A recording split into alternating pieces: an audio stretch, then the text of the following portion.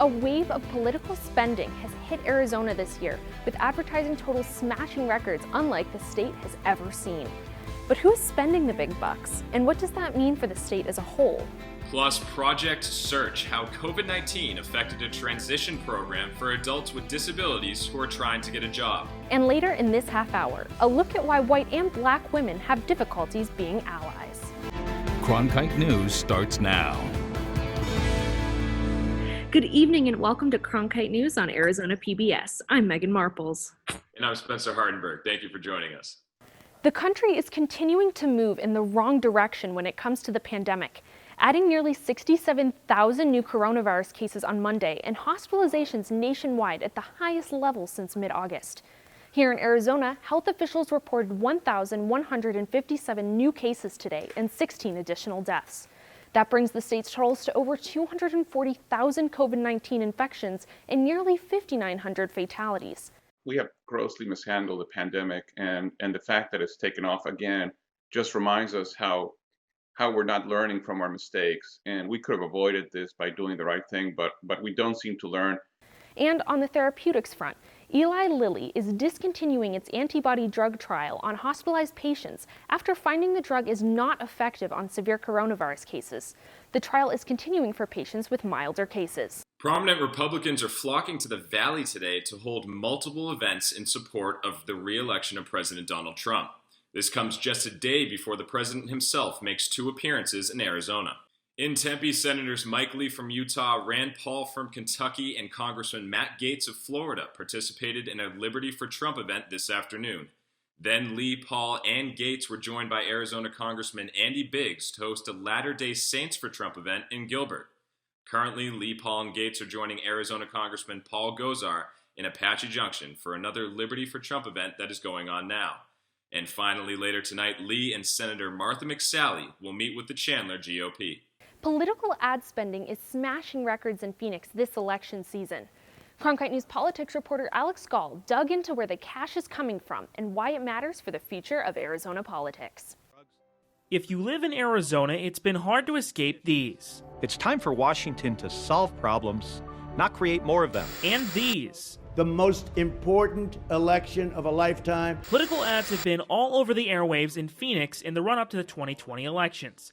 But it wasn't always that way. As a 4th generation Arizonan, we used to not get one presidential ad in this state, not one on television, nothing, 0. That started changing about 10 years ago. Phoenix has seen a sharp uptick in political spending, starting with Barack Obama's first presidential bid in 2008. But even experts couldn't predict the record spending in 2020, even far down the ticket. The advertising is getting a lot deeper, meaning that it's not just these big races. We saw a lot of advertising from different congressional districts. It's amazing at how important every seat is right now. Rich Barone is the vice president at Cox Media, which serves over 1 million homes in the Phoenix market. Barone attributes the record spending levels to a changing Arizona electorate that's turning the traditionally red state purple. I think what you're seeing is the Democratic Party senses a weakening in Arizona and is just going nonstop to try and flip it Democratic. An analysis done by data firm Advertising Analytics ranked Phoenix the #1 individual political ad market in the country, edging out other battlegrounds like Pittsburgh, Orlando, and Detroit. The most important part of Arizona from an electoral perspective, Maricopa County, is all within the Phoenix DMA. So you can really put all of your money into this one market instead of kind of diluting it across 6 or 7 markets like some of these other big states. Advertising Analytics' data shows a large spending gap between Republicans and Democrats in Arizona, with Democrats outspending Republicans by over $65 million across the state's top 4 races this year. It's not necessarily normal for Arizona, but it is kind of the trend of this year that we've seen across the board, all the way from the top of the ticket down to local races, is that Democratic candidates in particular are really fundraising really well. And while over 1 million Arizonans have already cast their ballots, it's safe to say you'll be seeing more ads like this now and for the foreseeable future. I'm Joe Biden, and I approve this message. In Phoenix, Alex Gall, Cronkite News. With Election Day exactly 1 week away, the Trump and Biden campaigns are making their final pushes. Meanwhile, early voting has hit record numbers, with more people casting ballots early than in all of 2016. And the youth voter turnout is also surging right now. Young voters are a crucial part of the electorate and are already making up a larger share of early voting across 14 key states compared to 2016. A new poll from Axios and SurveyMonkey shows young voters support Biden over Trump by vast numbers.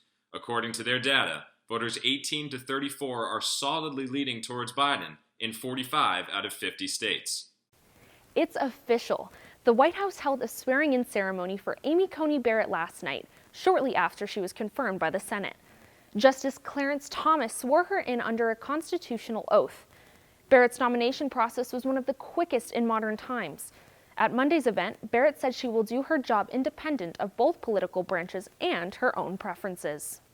Thank you, President Trump, for selecting me to serve as an Associate Justice of the United States Supreme Court. It's a privilege to be asked to serve my country in this office, and I stand here tonight truly honored and humbled. Thanks also to the Senate for giving its consent to my appointment. I am grateful for the confidence you have expressed in me, and I pledge to you and to the American people that I will discharge my duties to the very best of my ability. Barrett is 48 years old and will likely serve on the court for decades. Her confirmation gives conservatives a 6-3 majority. Barrett heads to the court as the justice is ready to take on a number of issues, including the future of the Affordable Care Act, the president's taxes, abortion, and any potential disputes regarding the 2020 election. Arizona had its highest unemployment rate back in April, sitting at 13.4%. Project Search is a program that teaches disabled young adults skills that will help them obtain a job in the competitive workforce. Faith Abercrombie discovered how this year's long effort has adapted their training during a global pandemic. Project Search works with young adults with intellectual and developmental disabilities. My experiences in person would be good experiences because you get to learn opportunities like learning how to keep a job and learning how to do things and learning how to be successful. The end goal? To get a job. The end goal of Project Search is a competitive employment in their community. So once they're completed the 9-month program, we then help them figure out where they're going to work. Interns at Project Search are constantly learning new workplace skills that are changing because of COVID-19, anywhere from wearing the proper PPE to using the correct cleaning techniques. When you are introducing yourself for the first time to people, you always want to shake your hand. The wearing of the mask and, being more cautious of how people are, even with spacing.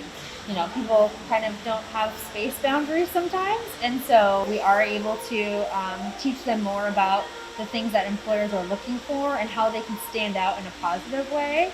Tasks like folding towels, vacuuming, and rolling silverware are some of the few rotations they still have available since the pandemic. Because of COVID, the lack of business at the hotel is making us only right now come 2 days a week versus the 5, and we're limited on the rotations. I normally have 12 rotations, and right now we have about 3 to 4, so it's limiting us.